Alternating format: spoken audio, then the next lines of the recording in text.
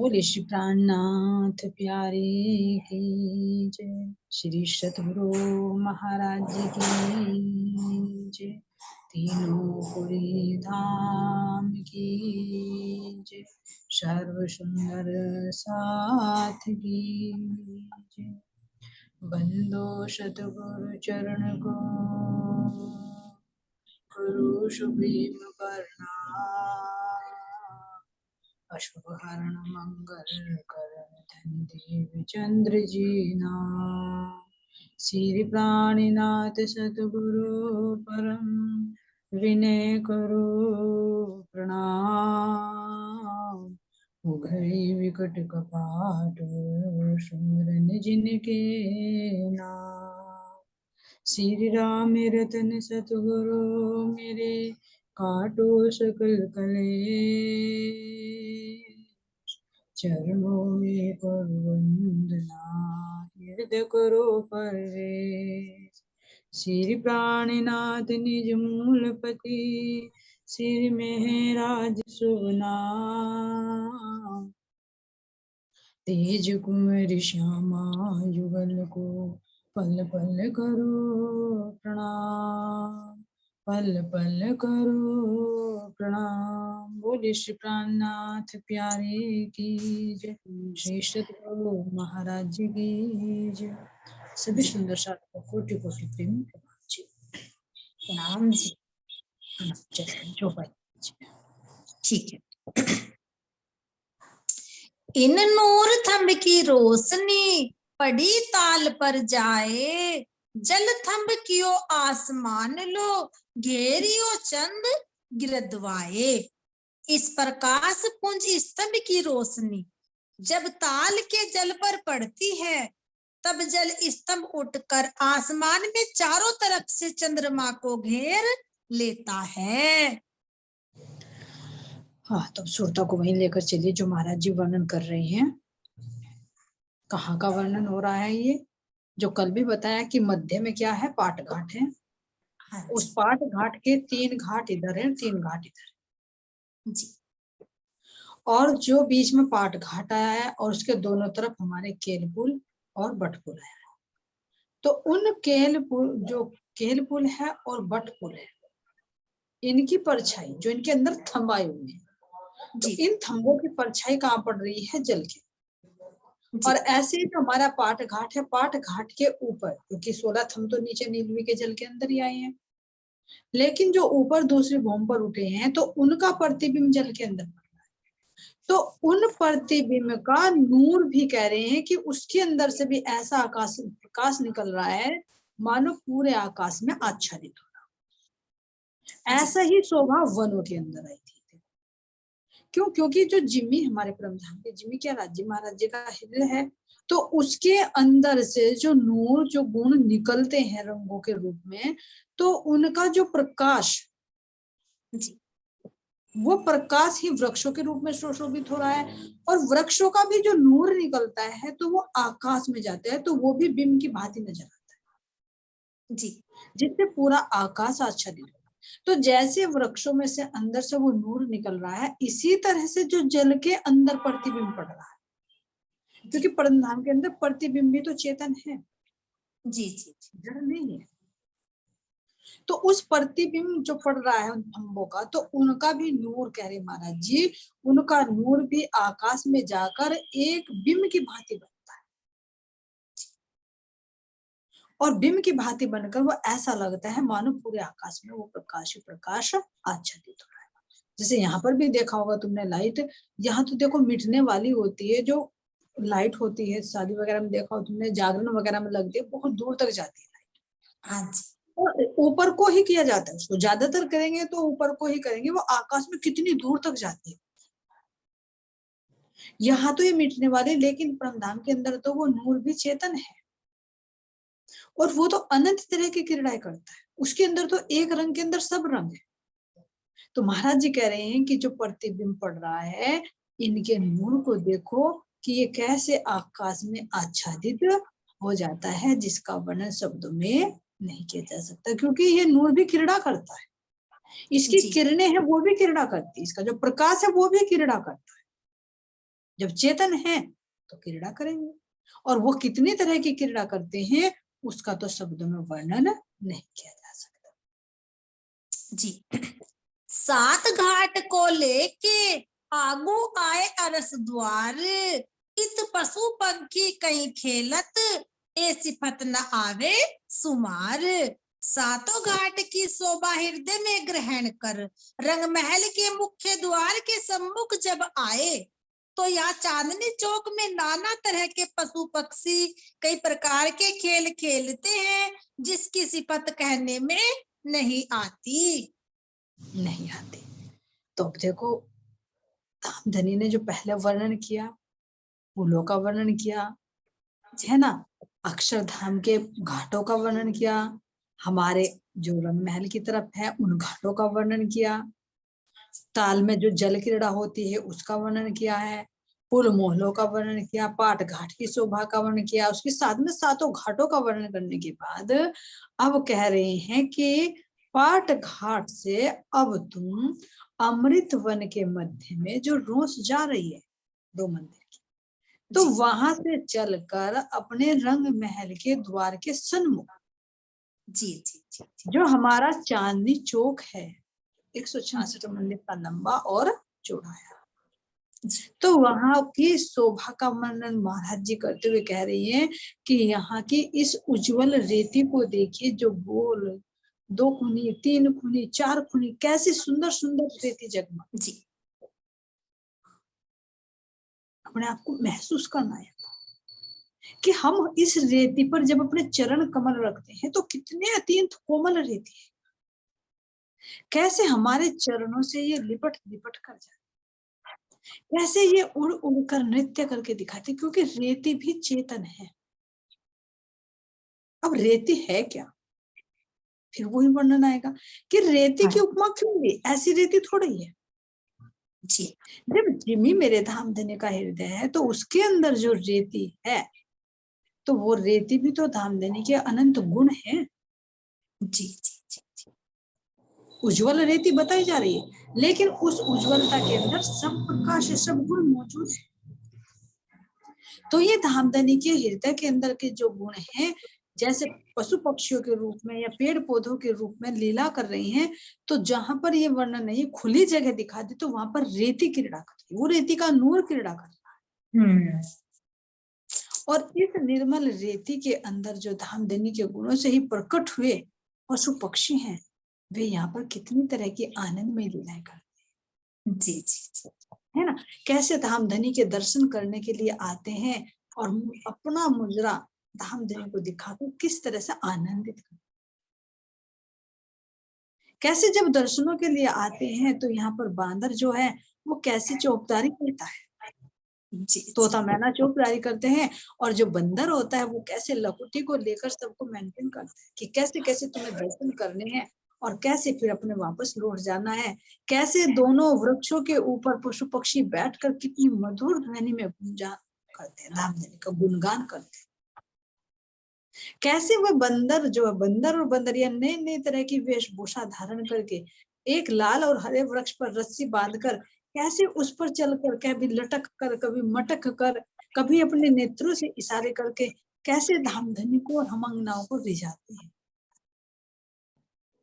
इसका वर्णन करते हुए कह रहे हैं कि पहले तो एक अपनी इस चांदनी चौक की शोभा को देख,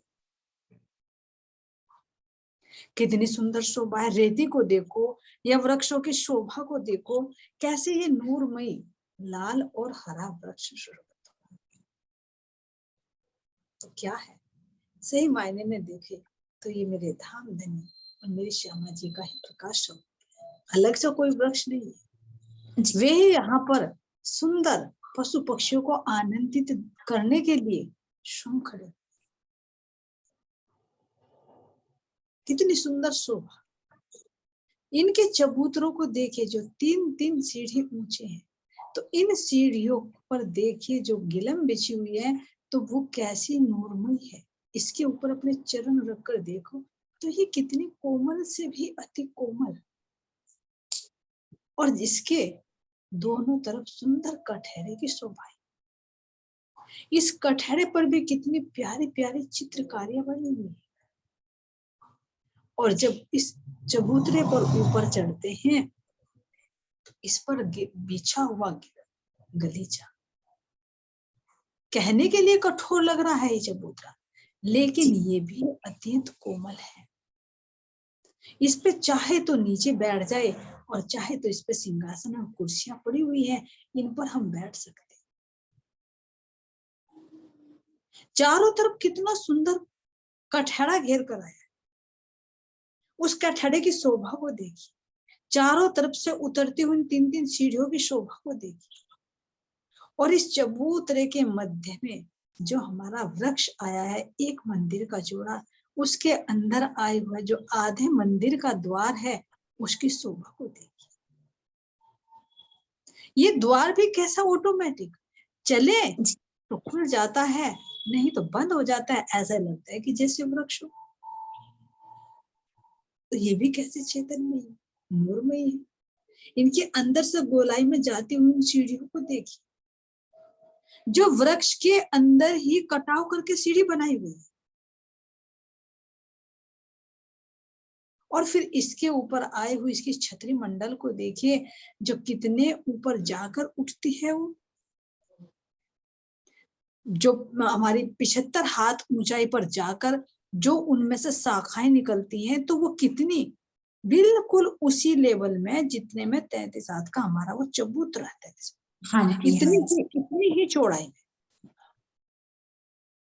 इतनी ही चौड़ाई में ऊपर जाकर हमारे 34 स्तंभ बनते हैं, जिनके अंदर 33 मंदिर की चौड़ाई आती है। और उनके ऊपर पत्तों की ही सुंदर मेहराबें बनी।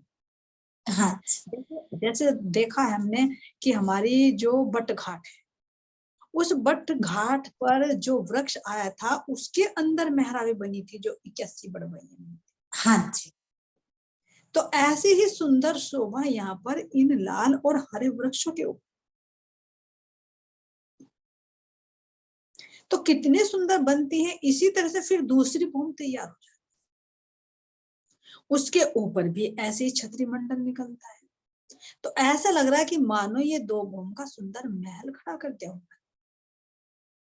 तो इनमें हम खड़े होकर देखें, पक्षी भी बैठे हैं, और इनके ऊपर अगर हम चढ़कर देखें तो यहाँ से हम पशु पक्षियों का मुजरा देख सकते। और ऊपर छत पर चढ़कर देखे तो सुंदर कितने मुलायम गलीचे की भांति वो छत, जो एक बाहर नीचे से देखे तो चंद्रमे की भांति है, और छत पर चढ़कर देखे तो कितना कोमल है। और चारों तरफ पत्तियों की ही सुंदर कटहरा, जितना सुशोभित। और एक एक पत्ते के अंदर से अनंत रंगों की किरणें निकल रही। तो इन वृक्षों का क्या शोभा का वर्णन किया जा सकता है जी। तो एक हरा वृक्ष और एक लाल, लेकिन कहने के लिए हरा और लाल हो रहा है, लेकिन इनके अंदर भी सब रंगों की आभा है। हाँ जी।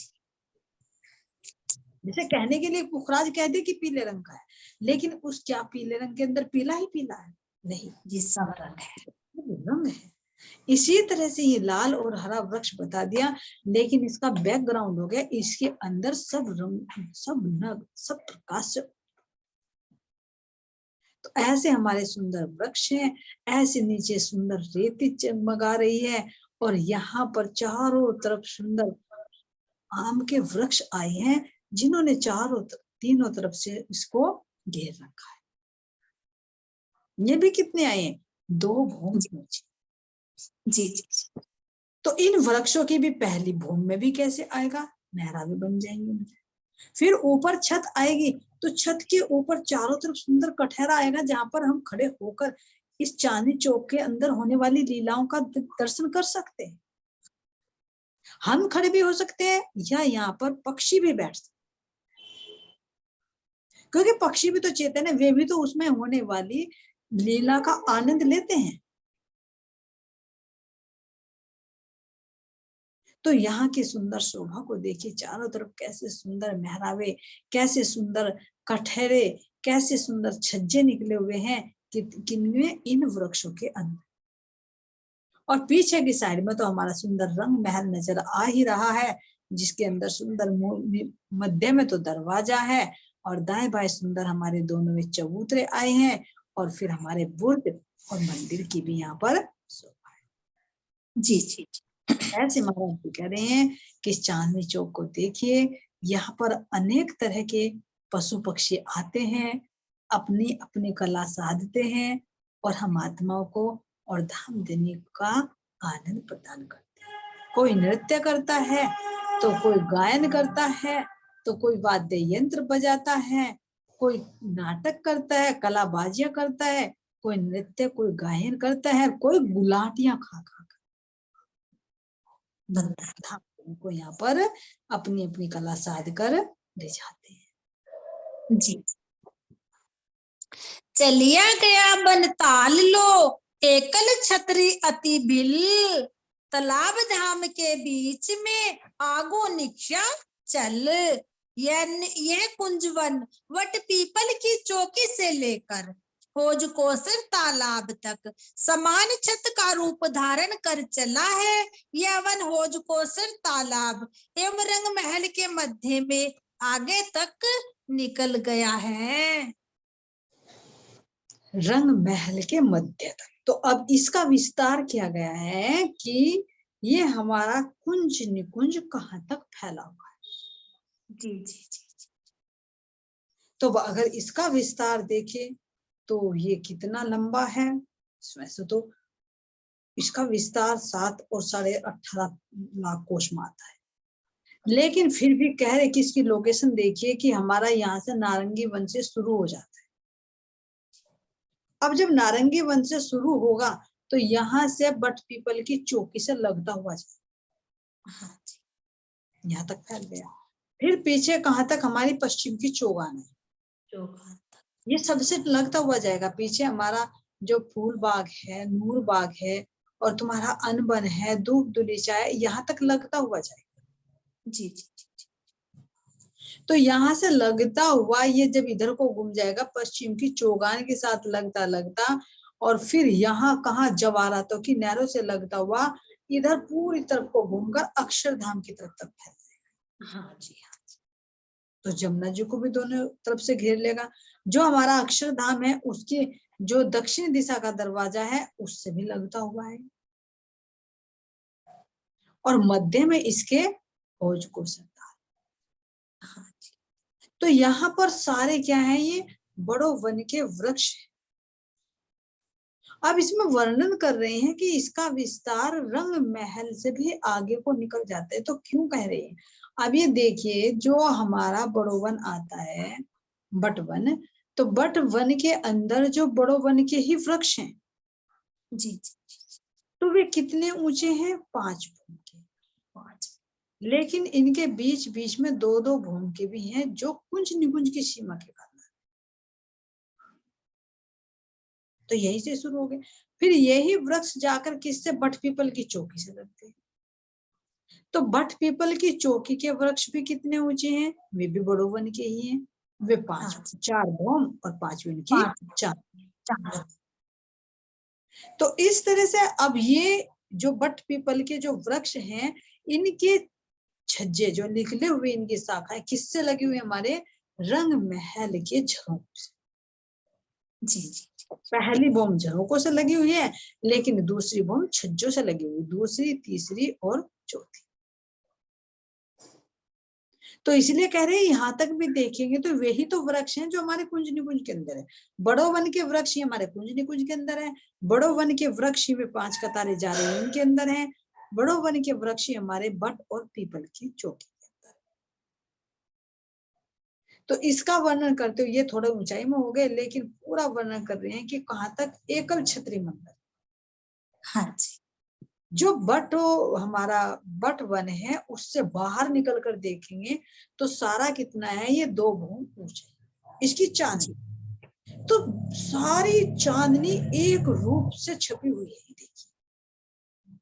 लेकिन इसके बीच बीच में क्या नजर आता है, जब हम यहाँ पर दौड़ते हैं तो क्या नजर आता है, जो हमारा कुंज है और निकुंज है जी। तो कुंज वन क्या है हमारा, कैसा है हमारा, चकुंज, और निकुंज कैसा है, गोल।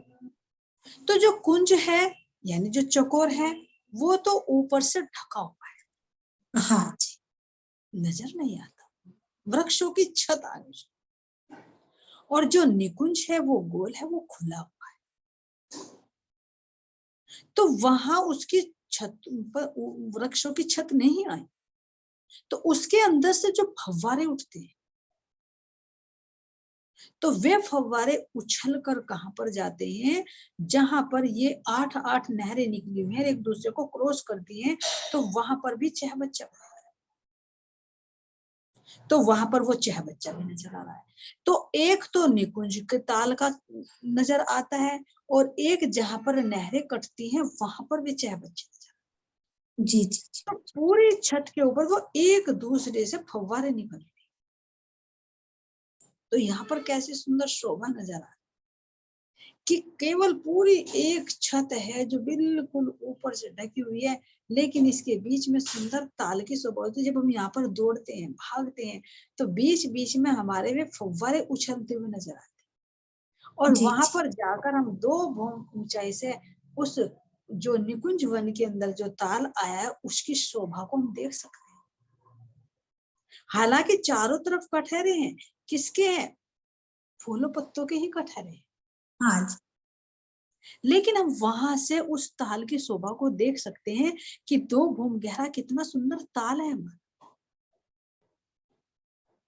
उन मंदिरों की शोभा को देख सकते हैं, थंबों की शोभा को देख सकते हैं, और नीचे क्या नजर आएगा हमारे, 2 भूम जो गहरा होता है वहां पर बगीचा। कौन सा बगीचा? जो ताल के चारों तरफ जो वर्णन आया, कल हम कुर्सियों पर सोफों पर बैठे तो वो ऊपर से नजर आएगा, क्योंकि वो एक भूम नीचे ही है। तो वहां पर हम सखियां कैसे सुंदर अपने उस चबूतरे पर बैठी हुई सखियों को देखते हैं, जो ताल के चारों तरफ बगीचे आई,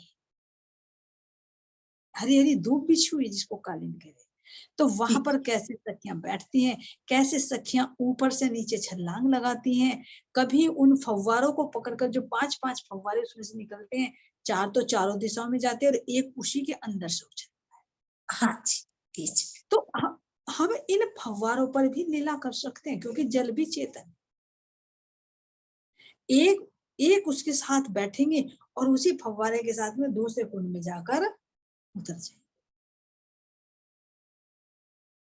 तो ये जल भी हमें कैसे एक तीर की भांति भ्रमण कराता है कि बैठो मेरे ऊपर, इससे तुम्हें मैं इस ताल में पहुंचा दूं। क्यों? क्योंकि वो ताल बड़ा है जो कुंज का निकुंज का है, और जो नदियों नहरों पर आए हैं वो एक एक मंदिर का है, तो उनके अंदर। तो कैसे हम इन उठने वाले फव्वारों के साथ में भी रामते करते हैं, कि लड़ाई करते हैं, और कैसे हम इसकी चांदनी पर से जब खड़े होकर इस कुंड की शोभा को देखते हैं, तो यहाँ से हम इस जल में क्रीड़ा करने के लिए कूद भी सकते हैं। तो यहाँ की लीलाओं का कोई पारावार नहीं है, जिस भी चीज को देखेंगे उसी के साथ क्रीड़ा करने का आनंद लेते हैं। चाहे रेती हो, चाहे वृक्ष हो, चाहे थंब हो, चाहे झूले हो, चाहे फूल बेल पत्तियां कुछ भी हो, हर एक के साथ में लीला हो। तो इस महाराज जी कहे कि एकल छत्री मंडल, पूरा कुंज निकुंज ऊपर से ढका हुआ है, एक छत है, जहां से चाहो तुम वहां तक दौड़ सकते हो, लेकिन बीच बीच में हमारे क्या नजर आते हैं, उठते हुए फव्वारे। किसके अंदर से? निकुंज वन के अंदर से। और जहां पर हमारी नहरें कट रही हैं, उन नहरों के बीच में जहां पर 6 बच्चे बन रहे हैं, उनको हम खुला हुआ ऊपर की चांदनी से देख सकते हैं, उनके अंदर से निकलते हुए उन फव्वारों की शोभा को देख सकते हैं। और नहीं तो बाकी सब क्या है, एकल छत्री मंडल जो नूरमयी है, जैसे मानो हरा हरा गलीचा बिछा दिया हो, और बस बीच बीच में क्या है, हमारे निकुंज का ताल, और हमारे जो नहरें मिलती है वहां पर उठने वाले उस चहबच्चे की शोभा। तो ऐसी हमारे कुंज और निकुंज वन की सुंदर शोभा है, जो महाराज जी वर्णन कर रहे हैं।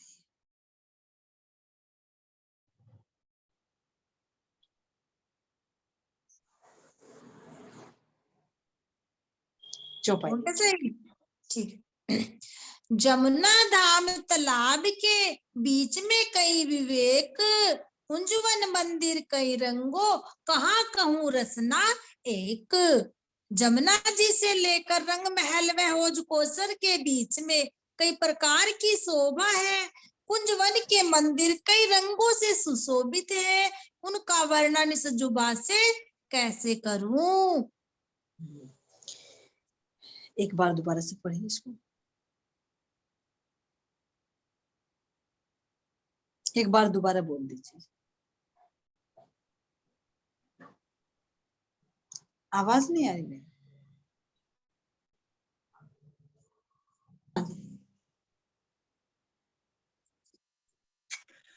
चलिया गया वन ताल लो, एक छतरी उती भिल, तालाब धाम के बीच में आगू निकिसिया चल।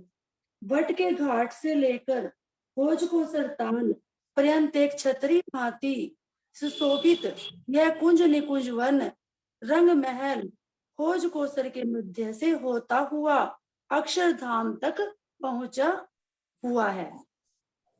हाँ, ये इस चौपाई में इसका विस्तार बता दिया। अब आगे की चौपाई लीजिए। जमुना धाम तालाब के बीच में कई विवेक, कुंजवन मंदिर के रंगों, कहाँ कहूँ रसना एक। श्री जमुना जी से लेकर रंग महल ताल के मध्य तक विस्तृत इस वन की विशेषताएं विभिन्न प्रकार की हैं। इसमें स्थित विभिन्न रंगों के मंदिरों की शोभा वर्णन यह जीवा नहीं कर सकती, नहीं कर सकती। अब देखो, इसमें तो इसका विस्तार बताया पिछली चौपाई में, लेकिन अब बता रही हैं कि इसमें विविध प्रकार, देखो वन भी आए हैं इसमें, है तो बड़ो वन के, लेकिन इनके ऊपर जो लताएं चढ़ी हुई हैं, इनके अंदर जो मंदिर बने हुए हैं वे विभिन्न प्रकार के। कैसे? अगर कुंज को देखोगे तुम तो कैसे बनेंगे, क्योंकि कुंज क्या हुआ, चकोर, तो उसमें चकोर मंदिर बने, तो अलग अलग मंदिर हुए ना। अब निकुंज हमारा गोल है तो उसमें गोलाई में मंदिर आएंगे। इसी तरह से जो हमारे जो नहरें जाती हैं, उस नहरों की पाल पर भी हमारे मंदिर बने हुए हैं। वे किसके बने हुए हैं? वृक्षों के ही।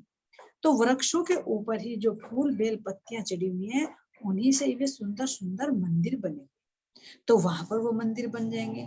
तो जैसे कि घना वन होता है और उसके अंदर झुरमुट होते हैं, तो इस तरह से यहाँ पर इन फूल बेल पत्तियों से विभिन्न प्रकार के मंदिर बने और रंगों से बहुत बहुत है। कोई एक रंग का नहीं है कि एक ही रंग का है। देखो, अलग अलग लताएं हैं, अलग अलग फल हैं, अलग अलग उनमें रंग हैं, अलग अलग उनमें खुशबू है, स्वाद है। तो इस तरह से एक होते हुए भी अनंत है, अनंत होते हुए भी एक है जी।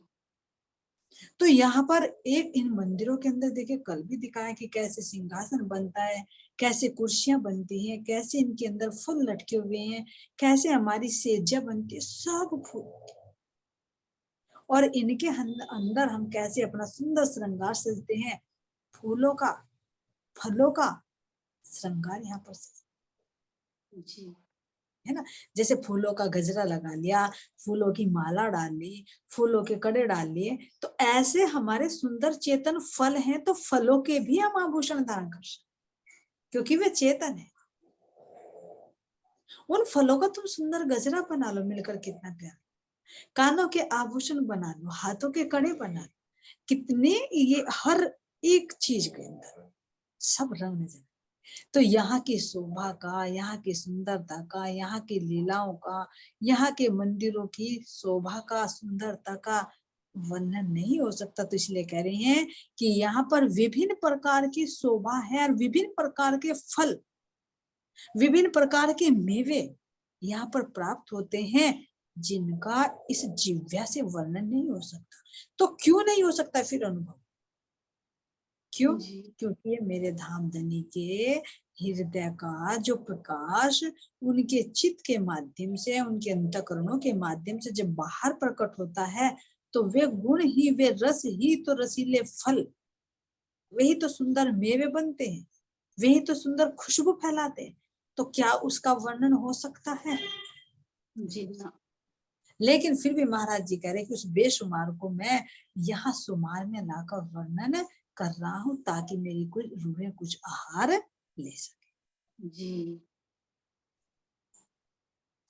उज्ज्वल रेती मोती निर्मल, ज्योत को नाही पार, आकाश न मावे रोशनी, झलकारो झलकार। यहाँ पर मोती की भांति उज्जवल एवं निर्मल रेती चमकती है। इसकी ज्योति का कोई पारावार नहीं है। इसका प्रकाश आकाश में भी नहीं समाता। इसे संपूर्ण वातावरण ही झिलमिलाता है। हाँ, तो सर्वप्रथम भी वर्णन करेंगे हर एक चीज का बारीकी से, लेकिन अभी वर्तमान में किसका वर्णन कर रहे हैं? जिमी का। जी। तो ये जिमी सारे खजाने को अपने अंदर समाहित किए, लेकिन उसको बाहर प्रकट कर रही है। कैसे रूप में? कहीं पर रेती के रूप में, जहां पर खुले जगह हो गई मंदिरों की थंबों के बीच में, पेड़ों के बीच में, तो वहां पर रेती झील मिला रही है। फिर वही नूर अलग प्रकट होगा तो वो वृक्ष के रूप में सुशोभित हो जाएगा, कहीं पर वो मंदिरों के रूप में सुशोभित हो जाएगा, कहीं पर फिर वो मेवों के रूप में प्रकट हो जाएगा। तो इस तरह से कह रहे कि सर्वप्रथम इस जिमी के अंदर, इस जिमी के अंदर जो रस, जो गुण समाहित है, वे कैसे उस उज्जवल रेती के रूप में प्रकट हो रहे हैं। तो सर्वप्रथम उस रेती की शोभा को देखिए, जो सब रंगों से ओत है, सब रस से ओत है, जिसका शब्दों में वर्णन नहीं किया जा सकता।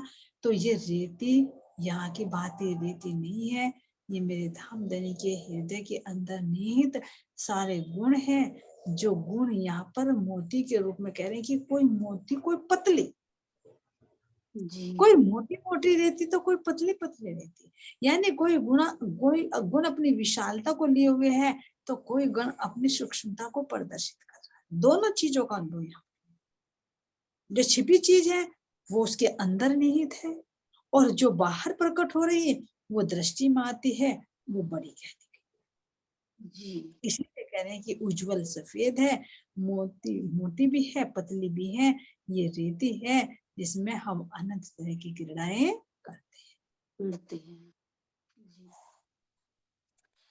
कई पूरे इन वन में 3 के बड़े द्वार, 3 द्वार द्वार की गलियां, 3 गली गली मंदिर अपार। यहाँ पर विभिन्न प्रकार के मोहल्ले जैसे बने हुए हैं। उनके द्वार भी बड़े बड़े हैं। उन द्वारों के सन्मुख विभिन्न गलियां हैं और उन गलियों में भी अपार मंदिर हैं। अपार मंदिर। अब ये देखो, कह रहे हैं महाराज जी कि जैसे हम अपने वनों से जमुना जी पर आए थे, तो जी। जहां पर वृक्ष थे वहां पर भी सुंदर मेहराब बनी हुई थी, जिसको द्वार कहकर वर्णन किया, जी। जी। है ना। वनों से हम जब निकलकर जमुना जी के पास, तो अब इन जो कुंज निकुंज है, इस कुंज निकुंज में हम अपने कहा से जाते हैं? पाल पर से चले जाते हैं। जो बटपुर आता है, बटपुर से आगे हमारे 5 महल और 4 चबूतरे आते हैं, तो उनसे हम इस कुंज निकुंज में प्रवेश कर सकते हैं, या फिर जहां पर हमारी 90 डोरियां आई हैं वहां से भी हम प्रवेश कर सकते हैं। तो किनार पर सुंदर मेहराबे की भांति द्वार नजर आए, तो उन द्वारों से अंदर प्रवेश कर जाओ। तो जब द्वारों से अंदर प्रवेश करेंगे तो कह रहे कि अलग अलग पूरे, यानी अलग अलग मोहल्ले, कॉलोनी की भांति नजर आ रहे। कैसे? कहीं पर कुंज के रूप में, कहीं पर निकुंज के रूप में। तो जो ये 83 मंदिर की दूरी में मंदिर बने हुए हैं, फिर थंब बने हुए हैं, फिर बगीचे हैं, ताल है, और फिर इनके अंदर से सुंदर सुंदर गलियां निकली हुई है। गलियां कहाँ पर आई, ये विचार। जब हमारा, अभी दिखाएंगे राजी महाराज जी की मेरे से, जो हमारा कुंज और निकुंज है, इसमें से 8 नहरें निकलती हैं। जी। तो जो 8 नहरें निकलती हैं, तो उन 8 नहरों के बीच में से दोनों तरफ तो क्या आ गई? पाल आ गई, मध्य में जल आ गया। तो जो दोनों साइड में पाल आई है, उस पाल के भी मध्य में तो मंदिर है, जो जी। फूलों बेलपत्तियों के बने हुए हैं, और बराबर बराबर में रोंस आई है, जिनको गली कह कवर नहीं किया।